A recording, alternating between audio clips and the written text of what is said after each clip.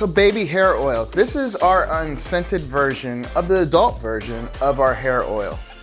It has a lot of great ingredients in this. It has castor oil, which is great for your hair. You have olive oil, you have coconut oil, you have grapeseed oil, and then you have a dose of vitamin E in it. And it is all 100% natural. You can see it. We don't use emulsifiers or anything like that. It's gonna be so healthy for your baby. So once you get it, you wanna make sure that you shake it really well.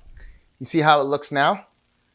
You see how it looks once we shake it? We shake it really well, and then you put the right cap on it. It comes with a dispensing cap, kind of like this one right here.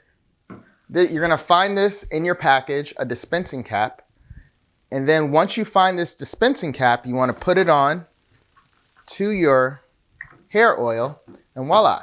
Now you have a dispensing cap where you can dispense it into your hand. And the very first thing that I recommend to do, don't put it on your baby's hair when it's dry. Make sure you're putting it on, use a Hydrosol. This is rose Hydrosol. This is made from actual rose petals, you know?